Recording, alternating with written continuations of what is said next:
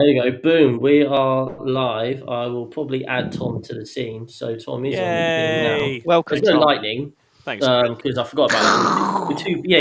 It's that January feeling. We're coming Um, in all over the place. we That's were that's how we too do. busy. Basically, we just was for 5 minutes just chatting about Old World, We and were. then we're like, it's 8:30. Bugger. Yeah, I knew we should have met much earlier, and then we could have talked about World for like half an hour before this. But Yeah. If actually, only you had been on time, Tom. well, no one told me we were meeting Oh, before. surprise! The show's on at 8:30. Welcome, ladies, gentlemen, and night war machines of every variety to that 6+++ show. I am your host, Tom, and we are back again. We are the 40k team, soon to be Old World team of 6++, coming to you from all around Middle England, basically. And we're here to talk New Year's resolutions today and thinking into the future. We've obviously had a really good 2023 from a hobby perspective, so we're excited for all the things that 2024 might bring. It's lovely to have people back. Welcome to everyone who has made it here. It's really nice to have you all here again, and we're excited to bring you new content in this brand new year. I'm going to introduce everybody and then we'll get into it. I've also got a little tribute you want to give before we get into the main topic of the show. But first off, let's see who has joined me here. First, as ever, is my dear leader, Chris. Chris, how are you? I am very well, thank you. How are you? Awesome. Yep, looking at Beastmen on the internet. That's what I'm doing. I've got the horn, so to speak. Yep. Yeah. So that's quite exciting. That's quite fun. It's that I always get really excited when it's sort of, everyone's picking a faction. What are you going to pick? It's a nice time. And you always have to go for something a little bit obscure and unloved. In my case, Of course. and Why would you do anything else? they fit the picture. They look a bit weird. So I'll be losing every game with them. I'm sure. I don't know. I've no idea how that's going to be balanced, but we'll find out. Is there anything new in your hobby or 40k life or general life that you might want to share? Wow.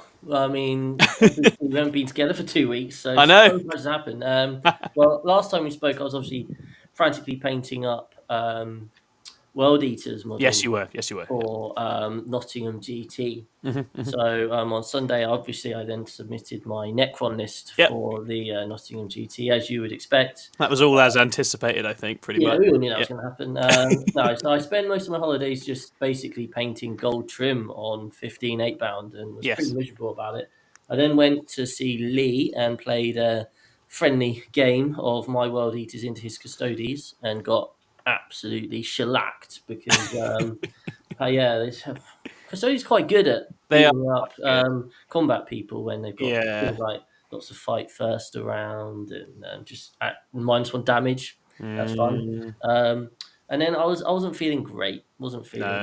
So I then basically since then got out my Necrons because as everyone knows, Ed and I are constantly trying to relive our 8th edition dream of many moons ago, and just started playing around with some lists. Had a few practice games. I was like, this Canoptic core thing is not too shabby. That's really good. So I have been painting a few more models for that. That's been my hobby progress. I played a couple of games against myself, trying to learn the World Eaters and Necron rules at the same time.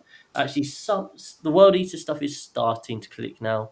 Didn't you beat the Necrons in both the games? Both games, yeah. So I'm going where there's a lot of Necrons. There's also a lot of World Eaters. Yeah. I've lost the game twice with Necrons, but they've both been really fun games. Oh, that's good. The last game I played was really good because World Eaters went first, penned in the Necrons. The Necrons gradually got rid of them and just couldn't catch up at the end. It was really good fun.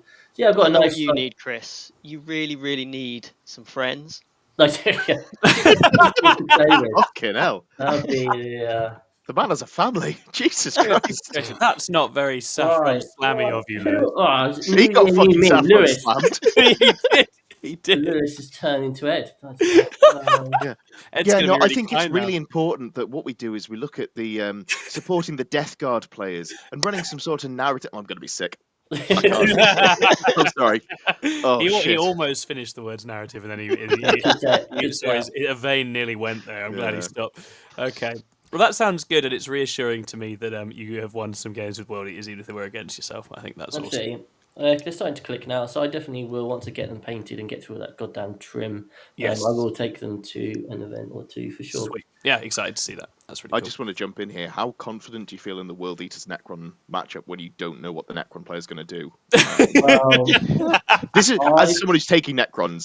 This is in my. I think it's a really interesting game actually in terms of the matchups. Obviously, I think if the World Eaters get in early, put the pressure on, the Necron killing power isn't necessarily enough to get through the World Eaters. I think it depends on mission. So I played mission 5 last time, which is a hold 1, hold 2, hold 3, and it's on the quarters deployment, which is really good for World Eaters because they're basically in your face straight away. You've got those middle wells which you just scout move into, and then you're there turn 1, like no problem at all. And then you can just pin them in, hold them off. Don't think many lists or a lot of the Necrons don't necessarily have a huge amount of kind of like screening stuff and then mission play. So if like I did, the World Eaters went in, cleaned out all the mission play and tagged a bunch of stuff. And then like the Necrons drew cleanse and deploy teleport homers. Oh no. And then all of a sudden World Eaters then get a 15. Necrons are getting a 5 and haven't scored any secondary points. And it's like you start building up that differential. So I think it's a really interesting game, but I would say that World Eaters potentially have the edge. But obviously, I just think really aggressive push melee might be an issue for current Necrons. But we'll see. I think the issue there might be that you're playing tactical secondaries with Necrons. Oh, yeah, you're right. I could have taken cleanse for the whole game and not scored it. How many characters did you kill? How many characters I killed? I killed 2 Technomancers. Not the other way round, Chris. Not with the World Eaters, with the Necrons. How many? 1. You okay, Chris? 1? Only 1. Wow. You killed Angron. Did you not kill any of the others? Oh, sorry. I killed Angron and Invocatus. That was it. Yeah, not Do you get assassinate every time you kill Angron? Yeah, you would. Yeah. If he comes back, you get it again. Yeah. Necrons are going to struggle to kill him twice. Yeah. Like if he comes back, it's a lot of people do. Basically, the Nightbringer got lucky and got through 2 shots and 2 failed saves. I think that's the Necron's big plan for big things, isn't it? What Nightbringer or Wood Dragon has a good day. Yeah, they'll have a good time. All right. I'm also joined, as you can tell, by Ed. Ed, how are you? How's things? I'm not bad. Yeah. I've been also painting Necrons furiously. Good. It's a box of things. Box of Wraiths? Only 6 of them. Because I've Okay. got another 12 currently in my bathroom drying from the dip wash that I made in 8th edition. And I'm so glad I have because it has sped things up massively. So that's great. I found the Void Dragon. It was under books, so I also got some metal wire. You might be able to see it there. And a pin vice. So I could, because the tail's in pieces. This doesn't show up very well, but yeah. Oh, anyway, he was under books and built as a model. Books, yes, right? he was I thought you meant you found the box under books, but actually he was physically crushed beneath. He was 90% the weight of as knowledge. well. Okay. Never made it to the table. Bought him in 9th edition. Went, hold on, these 9th edition Necrons are shit. Yeah, and yeah, lovely. But yeah, been doing that. I've been playing some games against actual human beings. You have. Which is what a loser on your computer. Yeah, I haven't been socializing. You've got me there. That's been good. I've I think just won or drawn every game with them. It's going well. They're real good. It's gonna be a problem when I get my first loss and just go, holy shit. What's my plan now? I'm on the back foot. How does this work? No, it's good. We're going to find out. I think Necrons are going to get stress tested in a big way at Nottingham, and it's going to be really interesting to see. It does feel strong, but it doesn't feel, oh my word, the world is ending strong. So it's like, so there must be things out there that can manage it, but it'll be interesting to see if a bunch of Necrons get all the top, and then we get all those headlines on Monday. Wow, look how many Necrons did well. We all hate Necrons now. It's a combo of they're not like super aggressive, as aggressive as some of the other armies, like for example, teleporting you can't on turn 1. But also the way that the missions are set up at the moment, it's very hard to deny primary fully. Yes. So they will grind out a high score, like between a 70 loss and a 90 something win, and you will still get your points, but not as many. Like, they'll deny you some primary, they'll maybe stop you from getting some secondary. So it feels like you still have a way into the game. Yes. Even though, like, if you look at it and you track it through the course of the game, you're like, oh, I was always going to lose because of the way that it played out. So it's very much how the Tyranids play, isn't it? It's I'm going to score loads of points, yeah, but Necrons and you are going to score loads of points. Yeah.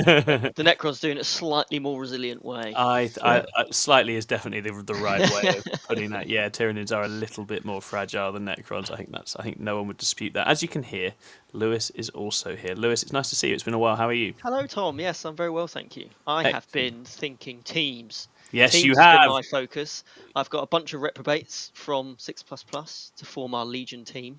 Yeah, it's all quite expendables. It's all very sort of expendables. ragtag mercenary band getting together for one last job. I like it. Go out in a blaze. Of I say blaze, whimper of glory. Yeah, well, that's really exciting. I'm actually very much looking forward to seeing how Legion get on. And you guys have probably been the most organised, I would say, of the three teams. We have a team house, do you believe? You have a team house? Yeah, we've got the Airbnb as a team. That's cute. Oh, we've got to do that now. Because then you can have a table in it for practicing your Sunday morning games.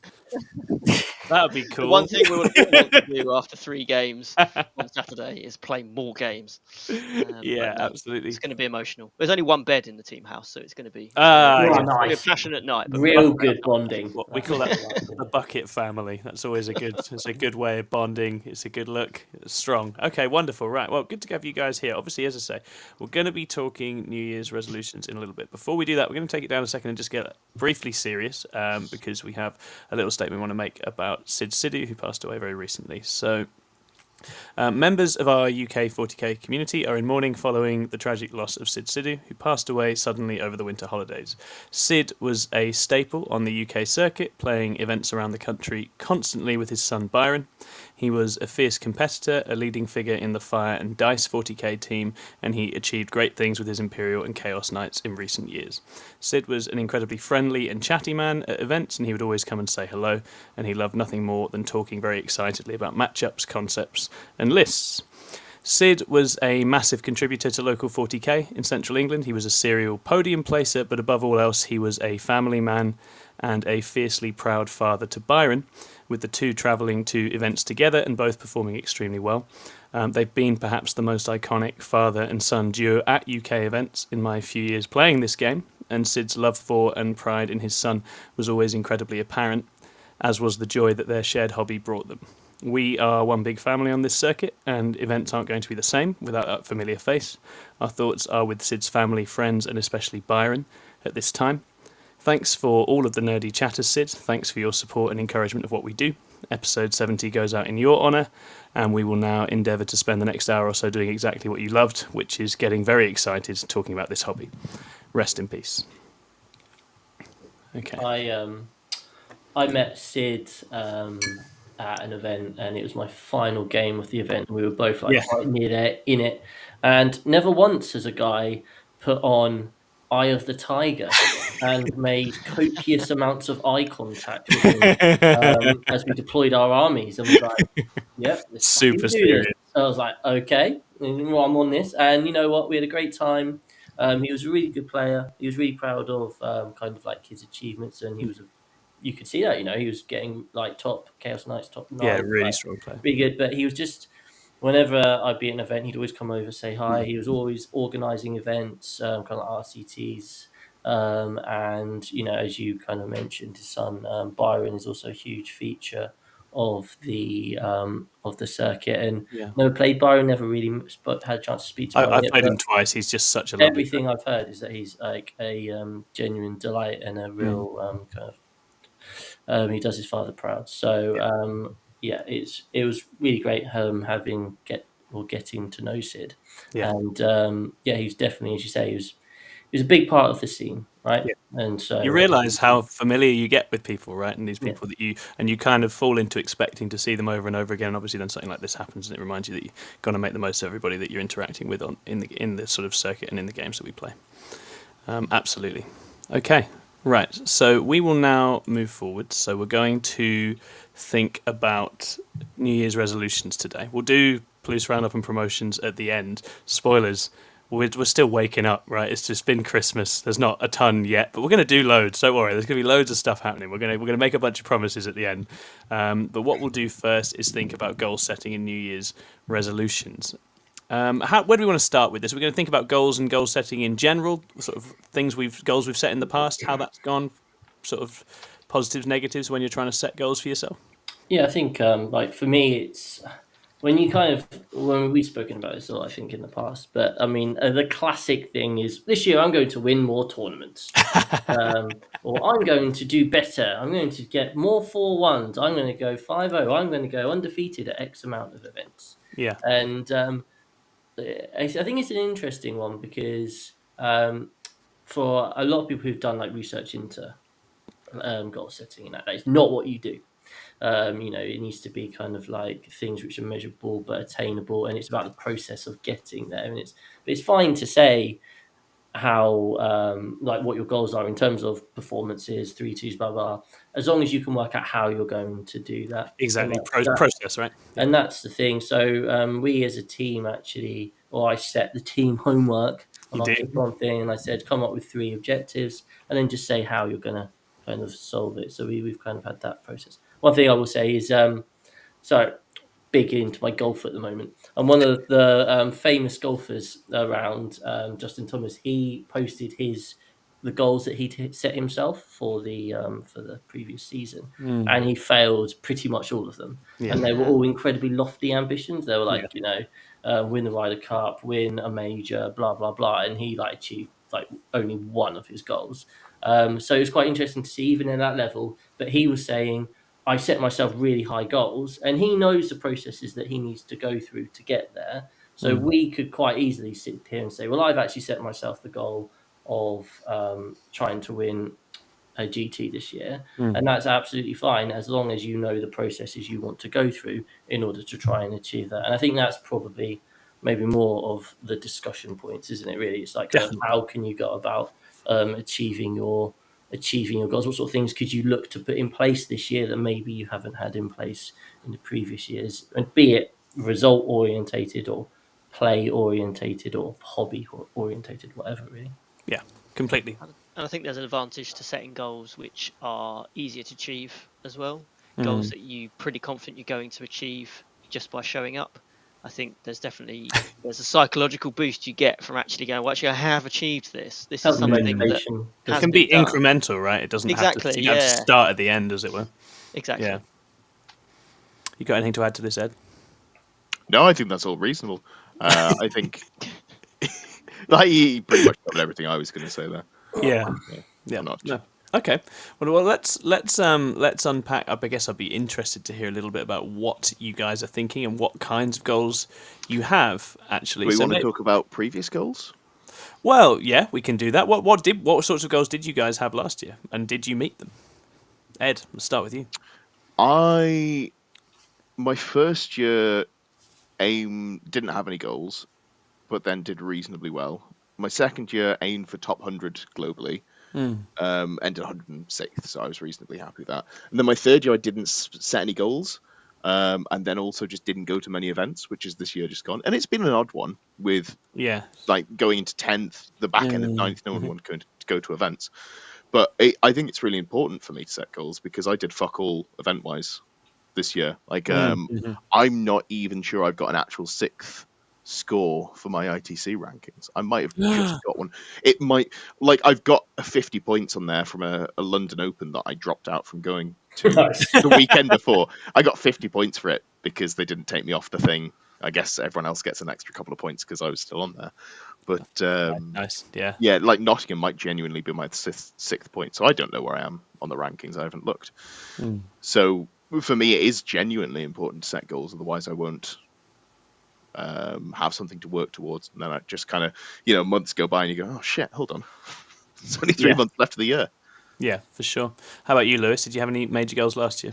Yeah, I think my main goals were mostly around the events, the Saffron Slam. It was the year where the Saffron Slam went from sort of one day, a couple of 2-day, quite small events, to putting on grand tournament size events, 50-player events, and the teams tournament.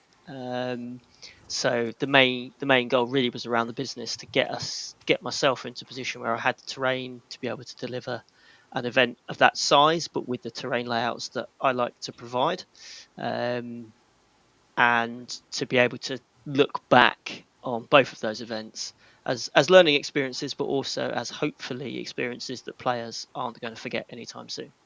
And obviously everyone else will be the judge of that, but when I look back on it, they're if I'm thinking about myself, I think I've done it. They're just so bad. No, I'm glad I didn't have to say it. Like we were making about it. Like we've taken one of those things out, and it was just horrendous. Like, it was just no. They're wonderful events, and you've built quite a unique culture around the events, which I think is really, really impressive. It's been really good, and that was quite an important part of it as well. So actually, can you deliver an event of scale? Yeah. With more serious people attending. Ed turned up to one, so you know it's going to be getting serious at that point. And yet keep it at that atmosphere and that kind of culture stays in place. Yes. Yeah, absolutely. Which is it's an ongoing piece of work. You did also demonstrate to Davey that you know Tyranids better as well. Don't forget. Oh, that was that. Yeah, that was quite a big moment. Shoved that right up his arse. that was you. You did briefly come out of comp retirement for us at LGT and smash a bunch of people, and get a 4-1 with new Nids, and that was really, really cool. So hopefully we'll see you do that a couple of times this year as well. I wouldn't mind that. Crossed. Well, Tau was my new baby after the weekend. Is it? So turns out they're all right actually. Very good. Storm Surge is OP. Storm Surge. Oh, it wouldn't be a Lewis list without a big flipping thing. See the hate. No, they're fine. But they were more fine before they went up like 100 points when they nerfed all the. They caught the towering strays, didn't they? Yeah. Well, they needed to because they're just a gun wagon. So, but then Titanic went away, and also they just weren't that good. Like when you could run 3 of them and still have 120 group. Yeah, 900 points your army. There was something there. But, absolutely. How about you, Chris? Now you're an idiot. Thanks, Ed. Let's move it. We turned over a new leaf. Stop it, guys. Stop it. Restrain yourselves. I don't recall setting any like specific goals last year. I think I kind of just went with the flow. I can't remember what I was playing at the beginning of it was like Harlequins and then Ynnari, and then 10th came, and I haven't set myself specific. I didn't set myself specific goals, but the year went all right. I find like for me, trying to set like a lot of the things like we've spoken about this before is like you go to a certain event and you set yourself like a 3-2-4-1 goal. That's tricky because there's so many variables per event. But over the span of a season, over the span of a year, obviously there are a lot more things that you'd hope it would even itself out, right? Yeah. And so I can say comfortably that I feel like I'm in a better place with my playing. Like I notice far fewer mistakes that I make these days than I used to. Maybe something to do with having Eldar just saving your ass all the time. Like, the potential, like, oh no, I've missed positions. Strangely, I don't get caught out of position so often these days.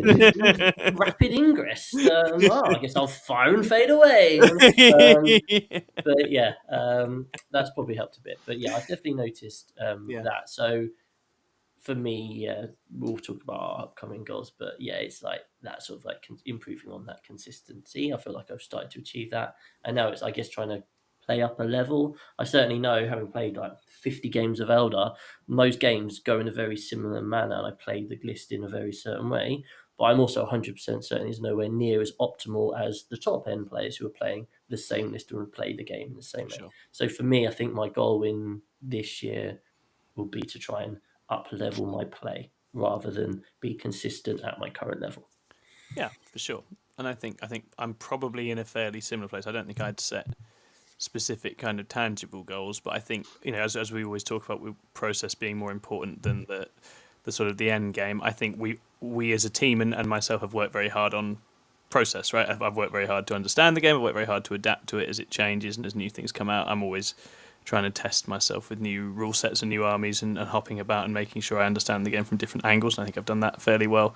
And I think again, myself, but also other people in the team, we've all seen the fruit of that in an event sense, right? I feel like we're suddenly finding ourselves, certainly at smaller events, we're very competitive now. We're very, we place very highly and do very well, not just at our own ones.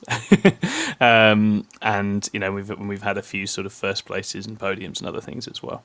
Didn't quite get a GT win. That was one thing I was so close to. I was really, really up for that, and it didn't quite happen. Who won that event? Who won that event? Some dickhead running Eldar, I think. Yeah, I don't know. Yeah, I'm absolutely awesome. Not lovely balanced GSC like I No, that is. So that maybe got a little bit of a taste for it from that, but I think it's one of those things where if I say now, I'd like to go and win a GT this year, I don't know how much that helps me. I think the key thing is keep doing the things you were doing that put you in those positions, right? In terms of understanding, get yourself into the position to do exactly that. Yeah, and it's playing strong people as often as you can, and continuing to have a really good comprehensive grasp on the game, and I think that's really fun. This particular year is interesting, and we'll get into it in a little bit, but obviously, there are always factors in the game itself for 40k that are going to determine what your possibilities are, and we'll get to that in a moment. And we're always at the mercy of the schedule and what's coming and what's new and other things. So sometimes you have to factor that into how you think a particular year is going to go. But I guess we'll move forward then. And it's worth shouting out our whole team as far as our 2023 goals go, because we had a ton of new stuff. We had John breaking through with all of his stuff. Ed went on an absolute mad lad rampage with live streams, dragged us kicking and screaming into the live stream world in the summer, doing heroic work with 10th edition coming out. Davey's so burned out I didn't play for 10 weeks. Yes, that's how content be. Davey, I think it's just how 10th edition be at the start. Yeah, it really was. It really, really was. And we've obviously met and played against all sorts of people. The Alfarius team that didn't have me in, that were finally free to actually do well at a teams event and get all the way to the semi-final, was very, very impressive. But then the Alfarius team with you in. That's true. We did win Saffron Slam, which, as already discussed, is a flipping horrible event. Yeah, so a lot of fun I had, and I think it'd be really interesting to see how the rest of the team get on. Before we go into the goals for this year, let's chat about people in the chat. So we've got Scrivo here. I see Swissley. I see Sean Catewell, who says you don't get rerolls with Angrons, and I'm wondering if that's multiple Angrons. Sean, are you fielding multiple Angrons when you play World Eaters? That's not allowed. That's a bit naughty. That's a bit naughty. James Shapiro's here. Hi, James Shapiro. We've actually got a team scrim going on against Mind Goblins as we speak. Which have you played any matches of it yet? We did the pairings. Isn't that enough? Are we ahead on the Matrix? Did we win the Matrix, the pairings project? I don't look at that stuff. Oh, come on. I don't know. It felt good. It felt fine. It felt all right. You're saying we're definitely going to win? Okay. No, we're not going to win. We'll find out. You lose, Mind Goblins. There were a few people made choices in the pairings where they wanted experience into particular things and particular players and these different things. And I think excuses are coming out. No, it was good and right to do that, but I think that will shape a little bit. That old chestnut. We're just trying to get experiences. Yeah. All right. Well, mock the process if you like, Chris. That's fine. We see how it comes in the. You're very welcome to step up and play in any of these if you we know how I feel about teaching. Chris has paired into himself in his house again somehow, and he's going to be playing. Mind Goblins want to come over here and play the game. I'm sure they would, to be fair. Oh dear. Nogo Matthew is also here. Hello, Nogo Matthew. And Patrick says hello, everyone. Hi, Patrick. Great to have you. Oh, Jack is also here. Had a lovely game with Jack yesterday. It was very, very fun. Patrick was in my team at the weekend. So yes, hopefully you're going to give us a breakdown of that after the rundown New Year's of resolution. That'd be really good. I was supposed to be at that event and then I was unable to. So I'd be very interested to hear how it went and all about it. So let's look forwards. Let's think about 2024. What kinds of things, if we think as individuals first, and then Chris can tell us what the Ploufs are going to try and do after that, because I think that's a point of curiosity as well. If we start maybe with you, Chris, because we'll come back around to you in a bit. What are your 2024 goals or thoughts? What kinds of things do you want to work on? Yeah, so I think so for me, I've kind of given myself, we all kind of gave ourselves 3 goals. I split mine, one into a channel goal, one into a personal goal, and one in a playing goal. And I kind of mentioned playing goal already. It's to be, or I think I'm at my current level. I'm playing reasonably consistently, at that level, and I've improved upon that. So this year, it's going to be about trying to play at a higher level. And I'm not going to be consistently playing at that higher level, but hopefully be able to reach more games where I'm actually nailed that. Like my opponent never really stood a chance. And then like kind of in terms of like the how, I think a big thing for me is I talk about it a lot, but I just don't do it in practice as much, is constantly analyzing the direction of the game and the points and where it's going to end up. And, you know, you can get so caught, especially when you're learning new armies, you're just like caught on like kill the stuff, score the cards, rather than well, over the next 2 to 3 turns, my opponent's units are going to get to these places, mine are going to get to these places. How is this going to affect the scoreboard? How is the primary going to like flesh out over the course of this game? And the way I do that is by playing these practice games. You know, I'm playing these practice games at home by myself, but it does mean there's no pressure of me worrying about my opponent going, for fuck's sake, hurry up, you know. And like I can play a game over like 2 or 3 evenings, and I could just be like analyzing all the options, working out all the steps and that sort of thing, and it helps me to learn kind of like a bit better. So that's kind of like my personal like playing goal. My other one, well, another one was like health and fitness based type stuff. I'm literally the most unfit and fattest I've ever been in my life right now. I'm with you on that one. I'm with you on that one. Every year it gets worse. I mean, I used to play so much sport. The other day I was down the park with my girlfriend's son. I went for 120 meter sprint and then just like died. So I'm like, right, this isn't okay. So yeah, I'm looking to kind of like push that a bit. And I think, you know, there's, you know, in all sports and any activity where you want to do well, your health and fitness can have a big impact. I completely agree. Yeah. Your stamina, your focus, all those sorts of things. So why not try and kind of like push that and then see if it has like levels of improvement. And then my third one, very much about 6++. So we'll cover it. We'll come back around. Cover it a bit. No problem. But basically, a shit ton of hard work is the goal, or is the how. Yeah, boy. And that's what it takes sometimes, isn't it? And that's the way of it. Okay, let's move to you, Lewis. What are your 2024 goals? Excellent. Well, I was going to lead with a fitness goal, but Chris stole my thunder there. I have been fortunate enough to get a place at London Marathon this year. It'll be my first marathon. I've done quite a few halves, and I run quite a lot. But you're one of these boring people who's basically already very fit and intends to keep being very fit, right? That's your goal here. And that's okay. I just want to make sure people understand what we're dealing with here. It's one of those doing incredibly well at something, would like to continue doing incredibly well at it. That's fine. You carry on. It's a very scary distance, though. It is. That's terrifying. I think it's more terrifying that I've done the halves, because I know I get to the end of them and I'm like done. How do I get to the end of it and then do it another again? one? Yeah. So I've got some psychological humps to get over, but other half has done me a training plan because she's a qualified coach. So got to follow that and be a good boy and do all my gym work and do all my runs, and hopefully, fingers crossed, I will be somewhere in the middle of London in April doing well. That's incredibly exciting.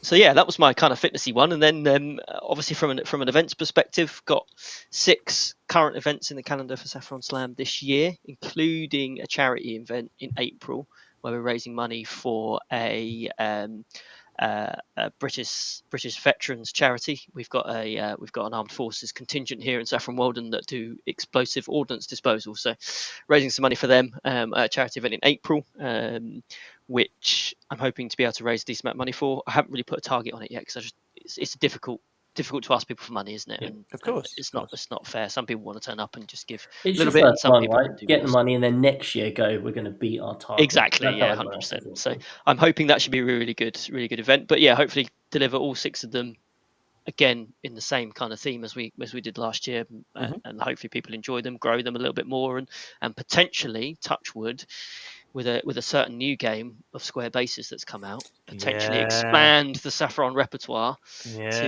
into the fantasy realm. It's coming.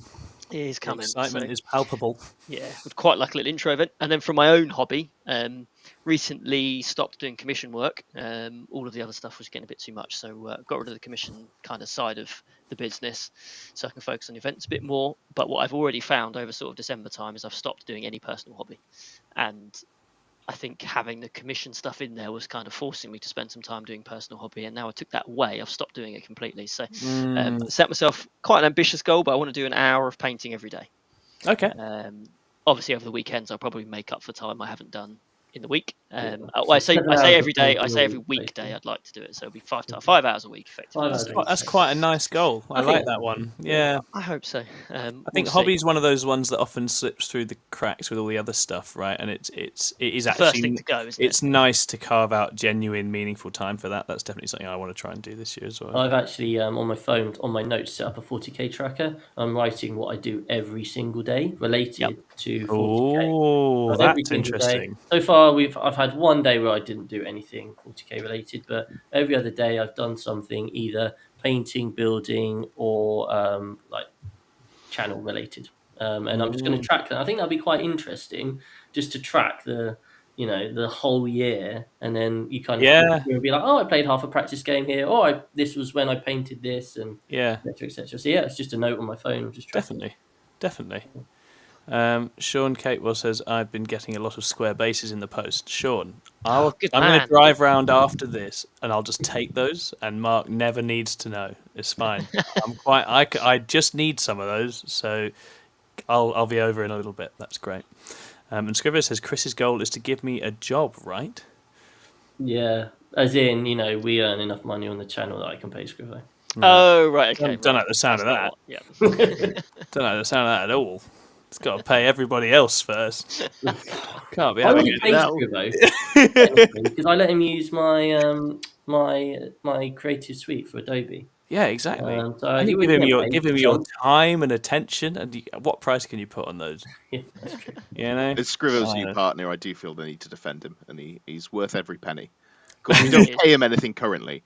But that's irrelevant. He's absolutely worth that as a start point, and we can build from there. Yeah. Oh, sorry, Scrivo. Also, again, I've forgotten it. I just shouted him out on the podcast yesterday. I forgot. Scrivo won an event this weekend with a Team Wales and Team England team, with a few lesser knowns like Matt Robertson in there. Started on Team Wales. In there as ringers. And Scrivo was on Ironstorm Marines and had a fantastic event and won a bunch of games and did really well. And I think he's done a write-up in our Discord, and I am nagging him to do a Scrivo versus the World video about it, because that feels perfect as a topic. So well done, Scrivo. We are extremely proud of you, but you can't have any money. And that is the start. Yet, absolutely. This weekend has basically, so last week, 6++ Legion team had a meeting before before the ITT to basically kind of nail down what factions we're going to take and what practice we need to deliver over the next few weeks. Both Scrivo and I said, well, we've got events this weekend with factions that we're not going to be taking to the ITT. Just need to get them out of the way, and then we can start focusing on what we're actually doing, because we're part of teams where we can't have the factions that we want. And then we've both done very, very well and gone, all the plans that we had, have we just thrown a grenade in there and gone, start again? Yeah. Well, why not? Sorry? Can't you take Tau? Exactly, yes. So we had planned what we're going to do. Yeah, this weekend is effectively thrown. I think Tau with that light board, man, do it. That's funny. I think that. Shove them down and say, you don't know if you're going to win the roll-off. I just think you want to take on Tau. Yeah. You know what? Flag in the ground. I've been really enjoying Necrons. If I go undefeated and you don't this weekend, Chris, I'm having them for teams. And then you can play Chaos. You think you're going to go undefeated at Well, no. I'm saying if I go undefeated and you don't. So if we both go undefeated, you can still have them. Well, we'll be playing each other in the final, mate. It'll be fun. Spot on. Yeah. Sounds. I meant 5-0, but yeah, if I beat you in the 7-0 bracket, I think you can still have it at that point. Okay. If I beat either of you, I'm playing the Necrons. It's fine. Sound? Yeah. That's very reasonable. Thousand Suns. Actually, really fun. I don't want to play the Necrons. No, it's not your style, I absolutely want to play the Thousand Suns. Absolutely. Okay, right. And Davey says whoever does best at Nottingham gets the Crons. Okay, so I know we're going to end up with David getting on playing our Necrons. I was going to say we'll have Alex on our team instead of one of us. just one of us is kicked because he goes 5-0. Yeah, we really can't afford to make our team selection a pure meritocracy, or we'll all be in trouble. I think we've got this nice cushy gig now. We need to pull up the ladder and keep them away. No one else is allowed to be bang average.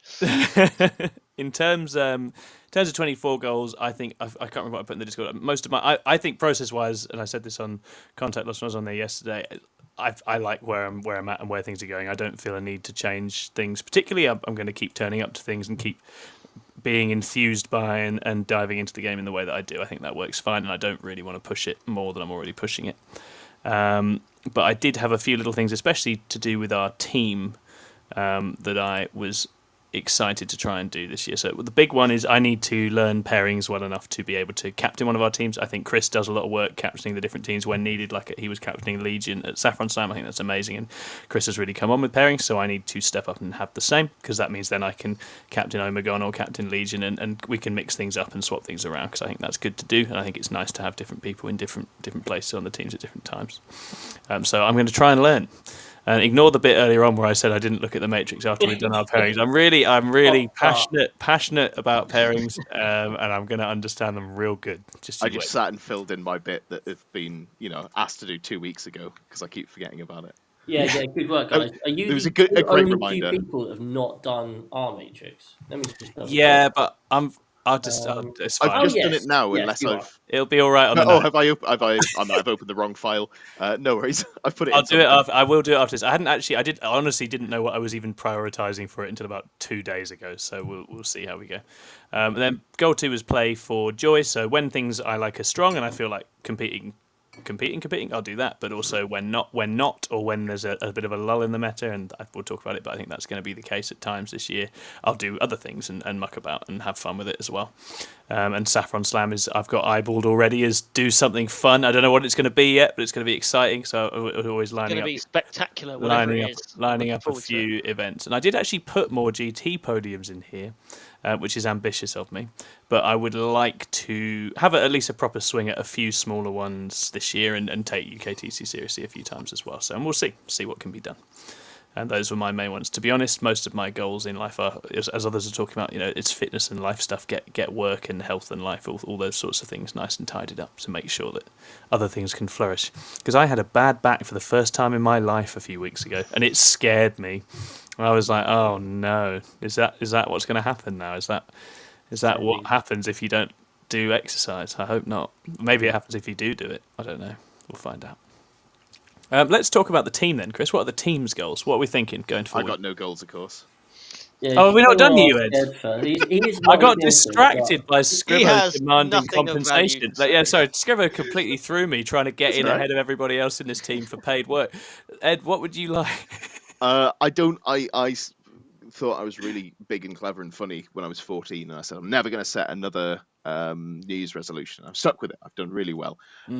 That's been mine. However, I'm aiming to do less, because I've been very much burning the candle at both ends. I realised we had a team meeting with goals for the new year, and I was like, so I could be free between 6 and 8 on Tuesday and 6 and 8 on Wednesday, and that's it.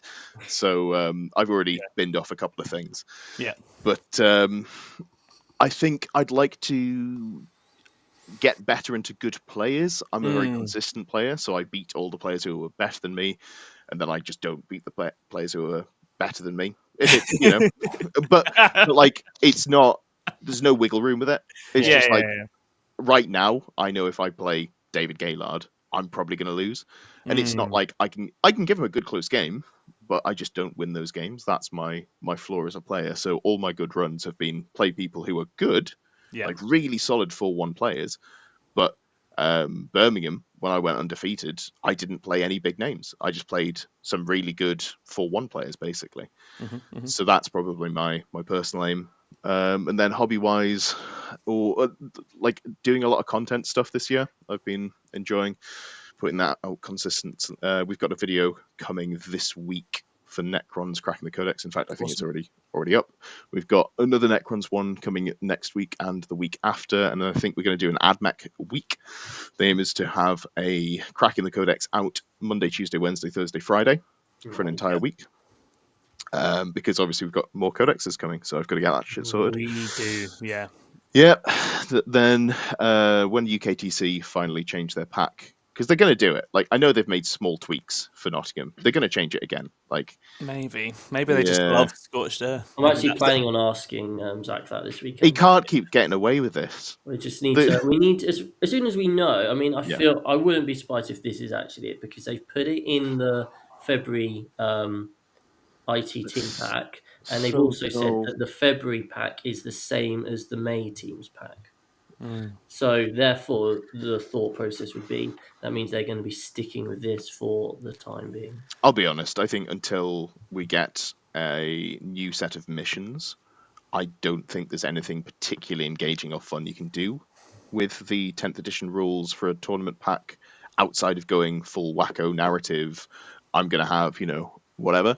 They're all just very hold 1, hold 2. I think Sites of Power can legitimately go in there somewhere. I think that one. Yeah. Although it's a bit weird, I think it's competitive enough that it also changes list building. Exactly, which is quite fun. Yeah. And Necrons would bloody love it. So more content, UKTC at some point. Hopefully we have some sort of nod from Zach as to whether it's worth me doing that now or waiting a month or two. But I've been saying I'm going to wait a month or two for the last 6 months. So I'll ask him this weekend. And then Old World as well. I'm really looking forward to that. I don't know that I'm going to play it competitively, but I'm eyeing up some tournaments in April. Because I don't see it as for that, but maybe we'll end up that way. I guess especially once more stuff comes out and there's more layers to it, probably will be, right? Should we talk about Old World? Should we go there? Should we take it to an Old World? That's on our list of things for this year, isn't it, Chris? We only came up with this today. I came up with it earlier, but I messaged everyone today. Last year we had a go at dabbling in Age of Sigmar. We did. Some of us actually went and played tournaments and did very well in tournaments. Yeah, they did. They were only kept out by rules like not having 40k models in their army and some not fluffy noob nonsense about it not just being about your actual results in the game. I don't know, it's rubbish. Yep. But unfortunately, the internet didn't really find out about that. So what we did try was a Tale of 5 Wargamers, kind of like for those of you who remember back in the day in White Dwarf and that, like people would track their hobby progress on a monthly basis as they started from nothing and built up their army. We're like, we'll do that with Sigmar. This will be great. We did 1 episode, and then we started getting the content in for 2, and then someone dropped out. Someone didn't really ever send in their content, naming no names.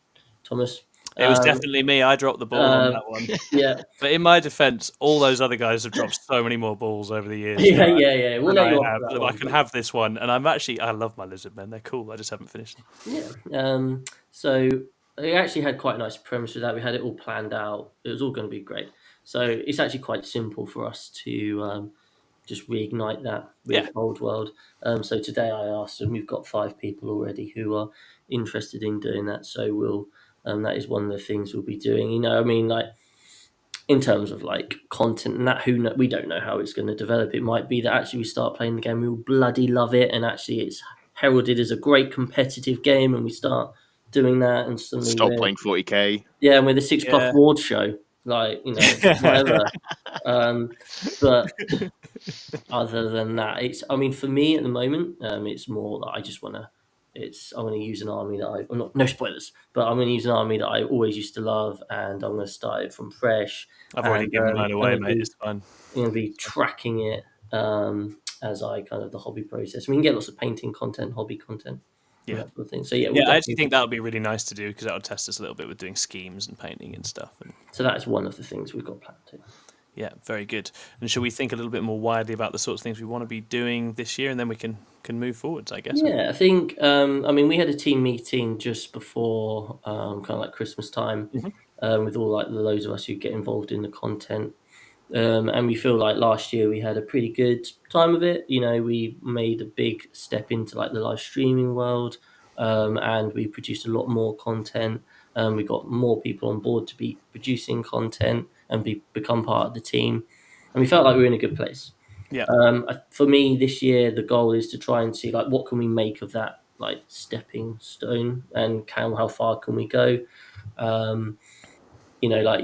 You've got lots of big channels out there. You've got the likes of Vanguard Tactics and stuff who are doing an incredible job, and it's incredibly hard work for them. Oh yeah. But they're doing very well for themselves now, and they're becoming very much a high quality and business which is bringing in good money, and we're nowhere near that. But I want to find out if actually this is something where 3-4 years down the line, actually, can we be in a position where we can be not necessarily employing people, but can we be like in a big area and actually have a niche in the kind of like the content creation world where we're producing a lot of things. We've got our toes dipped in many places, I think, really. We do. You know, we've got events, we've got content, we've got the team, we've got the potential. We've had lots of discussions coming together before about like potentially running team leagues and stuff. Mm. I think for me, it's just I want to see, can we have a good year and see if actually we can make something of it.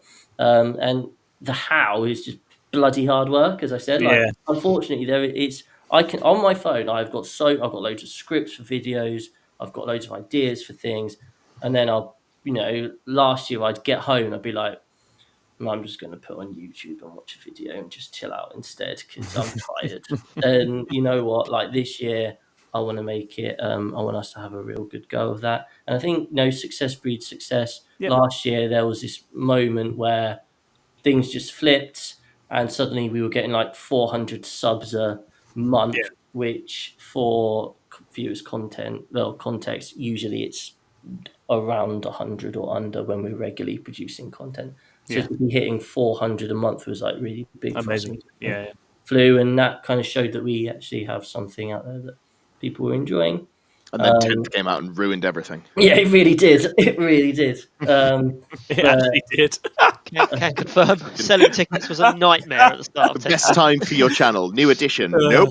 Yeah, exactly. As long as they don't put out any more rules, we're going to be fine. Yeah, it was like we were all ready to go. Oh, and everyone hates it. Okay. Well, gonna listen to our stuff then. It was just. But yeah, that's it. We've got lots of ideas.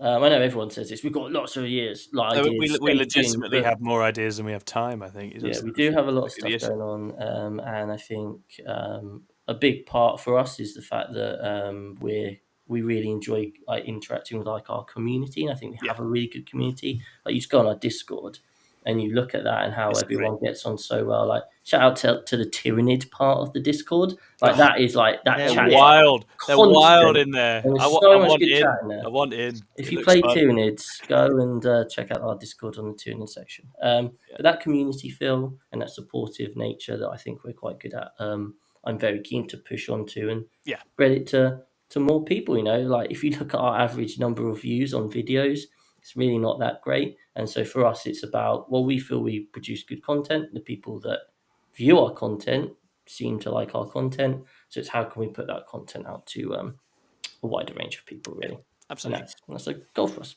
Definitely. And I think that's it. And we'll just be bringing out some new bits and pieces as we go and keep all the stuff that we've kind of established rolling. And see where it takes us. As you say, you just keep going and keep seeing, don't you? I think it's going to be interesting. I always think from a 40k goal standpoint, this stage of an edition is an interesting thing because books start coming out, different strengths of books appear, different armies go up and down, and it's always shaped a bit by that, I think, in terms of like competitive goals, what's possible. So something like Necrons comes along, suddenly that's a really exciting opportunity. We've got a bunch of Necron players, they can go and make the most of it.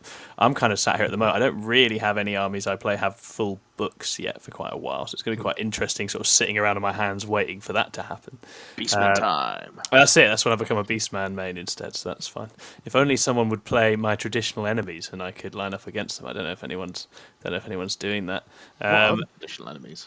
Well, they ride around on horses and we don't like them. I mean, we'll fight the Empire as well, but yeah, there's basically any goody two shoes with pennants we'll have at, I think is the general gist. So we'll get to that in good time as well. All very exciting, and hopefully we get a bunch of interesting books and we can all have a good time out there in Comp 40k as well. But let's wait and see what happens on that score. Okay, Lewis, you were going to do a little Savage Hammer review for us before we do some listener questions. Do you want to get into that? I certainly was, sir. Yes. So I spent Saturday at the Savage Hammer Teams event called, and they always come up with really good names, the Battle of Lions Gate. Dun, dun, dun. Nice. It was a competitive event, but it does have a cool name, so I'm all for that. And actually, talking about, you mentioned about the community, Chris, I had several people come up to me during the day, even though I was wearing this because I haven't actually paid you for a 6++ shirt yet, which I definitely need to do at some point. They were like, "You're from 6++. We love the 6++ stuff. It's great. Keep doing it." Like, yeah. It's always satisfying people coming up to you. Although sometimes when I'm like mid-game, I'm a bit like, "Whoa, what's going on?" Because I'm not used to people like recognizing who I am. So that was exciting. But yeah, so Savage Hammer are a group of guys that organise events over in the Higham Ferrers area of the world, which, if you're not familiar with the east of England, is somewhere between Northampton and Kettering, that neck of the woods. And yeah, they ran a 5-man teams event this weekend, and 8 teams in competition. I went with a team of kind of misfits from East Anglia. I'm sure they won't mind being described as that. A couple from Norwich, a couple from Colchester, me from Saffron Walden. So had a mixture of experienced players and newer players as well. So it was a really, really good fun day. Should we do? I'll do our normal review of the event. Let's go from. Let's talk about toilets, shall we? We haven't spoken about toilets. We love talking about toilets. Toilet Plus will be its own show this year. I'm announcing that now. We're going to have Toilet Plus specific. It could be a YouTube short, couldn't it? It actually could. You just go in there. The toilet. Oh my god! I hate to be the voice of reason, but don't put your phone out with your camera in a public bathroom. We at 6++ do not condone you filming in a public toilet. 6++ get cancelled after filming people in toilets. It's bad when I'm the voice of reason here. Yeah, sorry. No, this is why you're the big picture guy. You've seen some errors in the plan there. I appreciate you, Ed. It was really promising up until then, though. Yeah. Does that mean the 6++ toilet tier list is out the window then? No, that's fine. Well, you can do that based on lived experience rather than video. Lived experience. These many hours I spent in here after a dodgy curry. Where would you place them on the tier list, Lewis? For the toilet tier list? I don't want to start on a negative, so I'm going to. That's not because it's not fair. I had a fantastic S tier, the shit tier, where all just stink like LGT. That's horrendous. Yeah. You can see the fog in the LGT. You can't see much. That's disgusting. But no, Wayne, who runs the Savage Hammer events, and his team that work with him are brilliant. I've been to a few of their events now. Yeah. They're fantastic. They're on that kind of list of TOs that will take time to go round to everybody that's playing in their event and speak to them one-on-one, make sure they're having a good time, make sure they're enjoying themselves. Do they need anything? And I think when the TOs do that, it helps create a really welcoming atmosphere in the hall, even at competitive events. So it's an event that uses the UKTC terrain, so all laid out like that. And there were a couple of good teams, Redacted and Mind Goblins were in attendance. So some top teams there. So for Wayne and his guys to still create that environment, I think is a testament to him and the way he runs his events. So that was really, really excellent. The venue itself is in a school in Higham Ferrers, and I almost wandered into a ballet class instead of the 40K Classic hall. Lewis. Luckily, they didn't have need of my prodigious ballet skills, and I found my way to the 40K hall instead to play with my fish people. Toilet, there was only one toilet, which is always a slight downside. It was a school, so I'm sure there were toilets somewhere else. There were 8 teams of 5, so 40 of us. That's quite a lot for one league. Yeah, but I think it's it were actually, to be fair, I mean, they kept it clean all day, so there was no problem with them. It's just I guess, and I guess when you've got venue choices in schools and things like that, and I know when there's kids walking around, they're always quite particular about where you can and can't go. So I don't think it's not a slight on them at all, because I mean the hall itself is a really lovely space, quite roomy, lots of room around our tables, which is always nice, not packed in like sardines like some of the larger events are. So it's always good to be able to kind of breathe, which is always really positive. So yeah, our team, we was not a police team, so I was I put my team name down as the Saffron Slammers, just so we've got some points on the board for this year. And we had Lucy. She was running her Tyranids, which is obviously why I wasn't running Tyranids. She's been to a couple of events before, but I think this was her first teams event, and she did a stellar job. A friend of ours, Dan, who's on his Thousand Suns, Sam, who I've seen in the chat with his Orc Horde. none other than one of our Plus mentees, Patrick, on his Dark Angels. I ran my Fish Boys for the day. And actually, probably a special shout out to Patrick actually for organising us all. He was our team captain, and as I'm finding out with Legion, organising people is an absolute pain in the arse. So, quite hard work, as it turns out, being captain. Yeah. No, I'm being facetious. Legion are all great. But actually, from Patrick's perspective, he took on our mentoring kind of coaching service. As he was getting a bit frustrated with his performance at events in the past, and Tom, you've been working with Patrick, haven't you? I have, yeah. He's a lovely lad. Dark Angels, and actually I spent some time with him as well, just before the event, going through kind of all the deployments and his options for how we should kind of think about the first couple of turns of each of the games. And had this been a singles event, he won 2 of his games this weekend and would have finished 12th.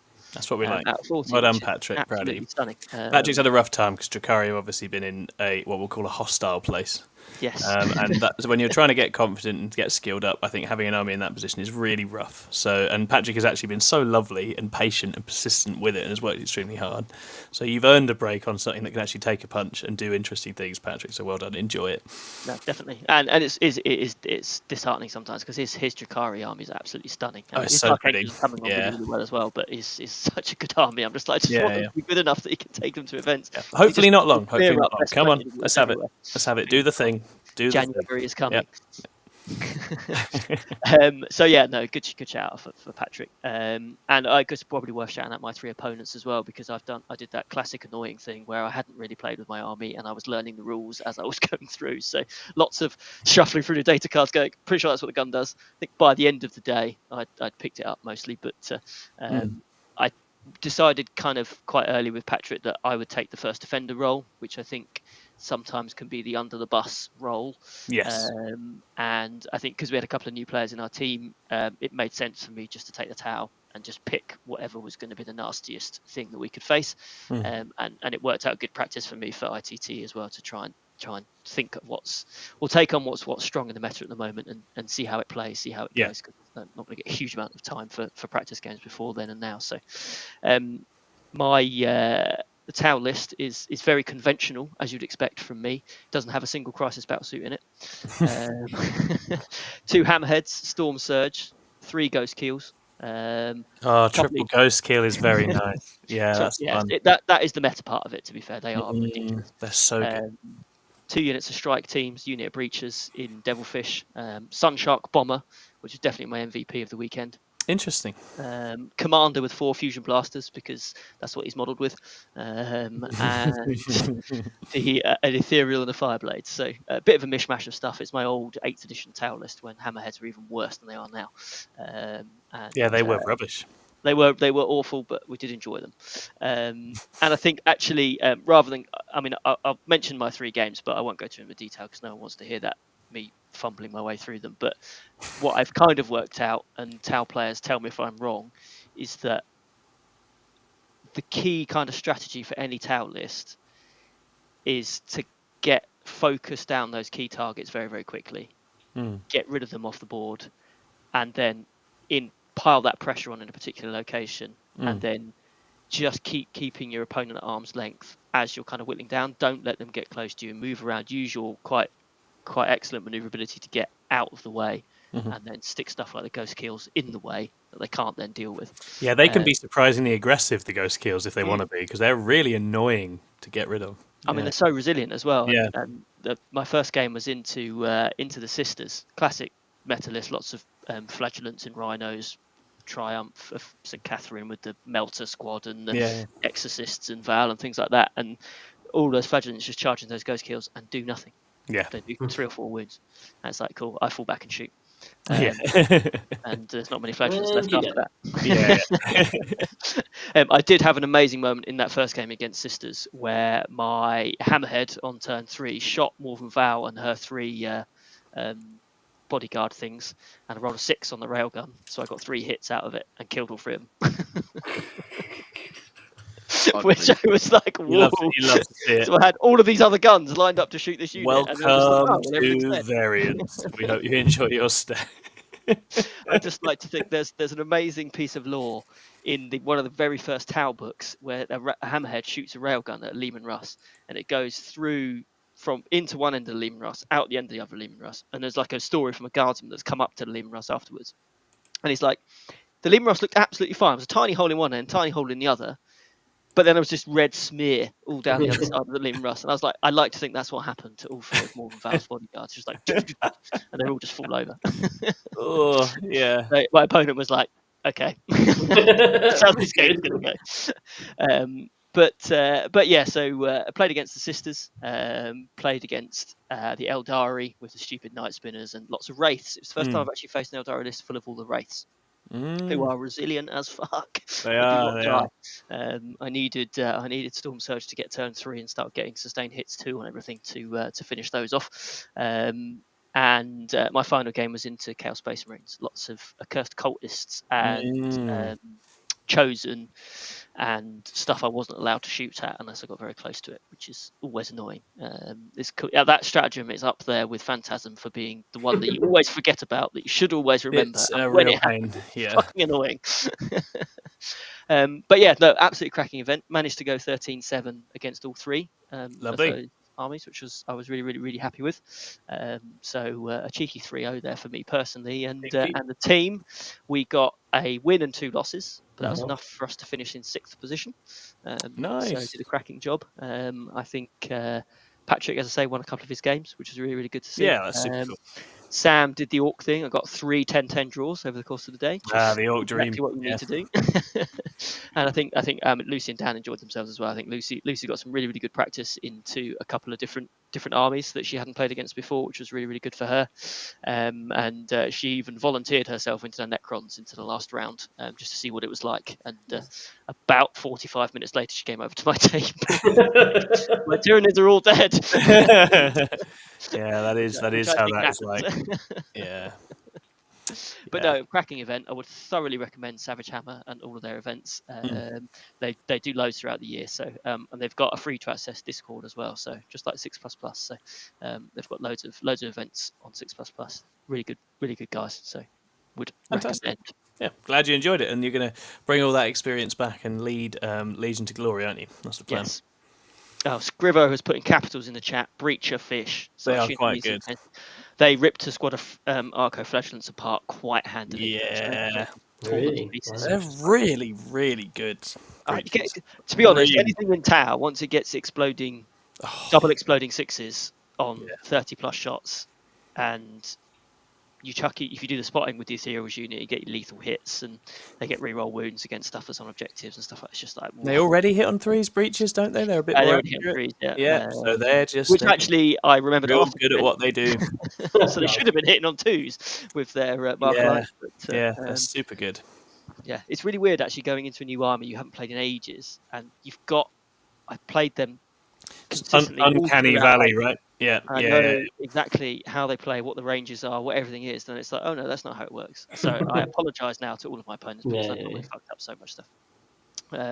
Like finding out afterwards that I've missed out loads of weapons on different things, and everything's different, characteristics are different and stuff like that. But hopefully mostly in my opponent's favour, but we shall see. I don't have any official complaints have come into 6++ yet, so I think all my opponents. I think we'll be all right, mate. I think we'll be fine. Very well done. That was awesome, and well done to all of your team. I hope you had a great time. Well done and represent. Legends one and all. Yeah, absolutely. Really cool. So we're going to have a Palouse Roundup, because I've had a message through the airwaves that a Palouse Roundup is ready to go. And then we're going to do some listener questions, and then we're going to call it a night. So, Chris, take us away. Round up. Yeah, so basically we've done nothing. No. There I am, fucking slaving away to put out content. I disrespected. You're gumming to my... Sorry, nothing of note. That's what he meant. We have had, obviously we had 2 weeks off. So in those last 2 weeks, we've had a couple of cracking codexes. So we had our first look at the Adeptus Mechanicus Codex, in which one of our team members, Jack, joined Scrivo in it to discuss it. I think, as is so often the case, AdMech actually have got a lot of power and potential there. They really do. It's just tied up in a lot of money. Every edition. Every So fucking edition. and maybe in ninth. So ninth where everyone was just like, yeah, I can buy 6 planes. That didn't feel too bad. But when it's like 35 quid for a 1 Dragoon Chicken Walker and you want 27 of them, for example, then it's not great. So we kind of started to talk through that. And then also we've got an episode about dishing out the damage of the Canoptic Court. Obviously, Canoptic Court is the big bad for Necrons. Lots of people are talking about it. So these videos are ideal for those of you who are about to go to an event and you're like, oh, those Necrons, I wonder what they do. Well, you watch that video, 24 minutes and 40 seconds, and you will get all of the key information you need about what to expect when you play into that list. Also, gives you ideas, gives you a potential list to take to an event. It's a really nice looking list. We've kind of got all those sorts of things. But as we said earlier, we've got a lot in the pipeline. We've got lots more cracking the codex to come. I've written 2 scripts, one for a video on how to deal with transports, which I want to film as soon as I can, and also one in episode 1 about our road to the ITT. Yes. So awesome. So we're going to I've got different categories of ideas for different videos as we build up and talking about how, in general, teams can prepare for these upcoming events, especially teams where it's not just 5 mates. Maybe it's a team where there's like 15 of you, in our case, who wanted to go to this event. And so how do you go about picking the team? How do you go about picking that's super exciting. How do you go about picking the kind of the armies? How do you go about preparing? Then hopefully maybe some other teams could take that on board as they move on to future team events. So we've got that coming. As always, we work with Composite Games. People are buying a lot of Warhammer at the moment. I keep getting emails saying that someone's going to bought more Warhammer, and we're getting 5% of that money. So if you want to make good savings, Composite Games, they've just moved to a new place there up in Doncaster, but you can order online from them, and they generally are about 20% off. And then if you put in the code PLUS, all the details are in the description of the video or podcast, then you get it's an additional 5% off of that 20%, and we get a little bit of money from there, which is quite nice. And we should also shout out Tom did some content, not with the poster. Oh yeah, I went to the dark side. For those of you who enjoy the Contact Lost podcast, we're big fans of it. We had Tom on, didn't we? At Halloween time, Tom went on and spoke about kind of being a good opponent and that sort of thing, manners at the table. Stuff I've heard, not stuff I've done, but how I imagine that might go if you wanted to do that. And I've just started listening to it this morning actually. So it's quite nice for like the first 5-10 minutes. Tomic waxed lyrical about us and how much he liked our content, which was lovely.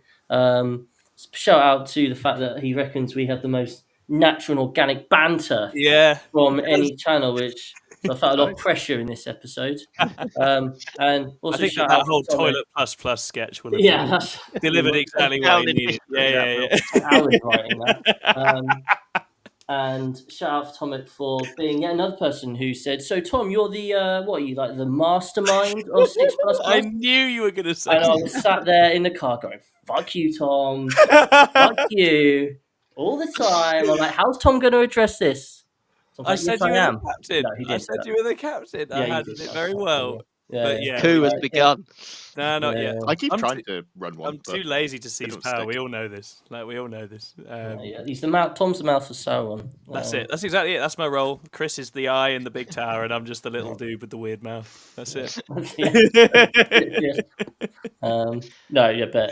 Ed and I, we just orc 133. There's the 2 that fight in the tower, isn't there? In the you have your own models in the game. Shagrat and Gorbag, I believe their names are. Yeah. So my life skill is getting people to pick up hobbies that I have decided I enjoy. So I'm obviously Grima Wormtongue. Ah, nice. Yeah, very good. I'm just there whispering in ears and like, so. Oh, yes. Those Bretronians look pretty good, right? But no, very good podcast. Check it out. Yeah. Yeah, and that's the gist of it. There's one bit, there's a couple of bits still that we are going to get scheduled, and the most important one from my end is obviously you guys voted for me to take Thousand Suns to an event, and I did that, and I had a great time. It was a 2-1 involving 2 truly catastrophic wins and 1 catastrophic loss. So I played it really, really aggressive. So you can get the down low on that. I'm going to make an event report. I've got some photos. I'm just finishing the script, so I'll get you an event report on that in the next week or 2. And we'll be having more of those this year as well. Absolutely. But that's covering us for January, so we bought ourselves some time. Yeah. There's going to be some more down the line. Yeah, I mean, like for me, it's like I've got Nottingham this month, I've got the ITT next month, but I don't have anything else really scheduled. So I'm thinking maybe March, doing kind of a like a vote. Yeah, that's great. So we'll try and get someone else to step up for February and just keep them rolling, and I think that'd be awesome. That'd be really fun. Yeah. Great. Yeah, so that's it from us. I say I'm sure a lot of you have had the same. It's been that kind of festive New Year. Everything kind of winds down. We're just starting to power up. I feel like I only remembered how to be a human being about 3 days ago. So I think now that that's happening, there's going to be a lot more coming. So do stay tuned. We're going to get into podcast questions now, and there's one in the chat that I'm going to very selfishly field because it's like it was written for me. It's from Porsche30, who I've not seen in here before, so welcome. Also hello to William Lovell, and Happy New Year to you too, and hello to Ultimate Funk, who says he's arrived precisely when he means to, which is in time for the question.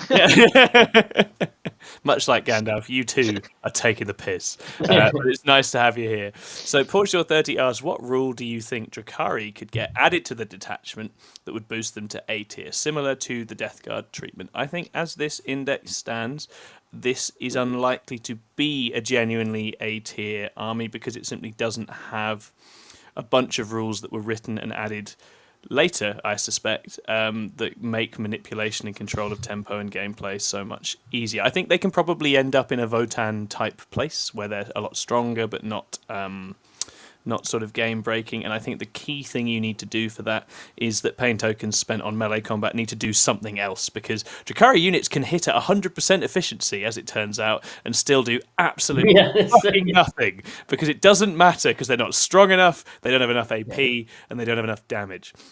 So you need to boost some of those things, right? I think probably AP is the big one. I think in a world of Armour of Contempt equivalents, the AP they have just does not get it done.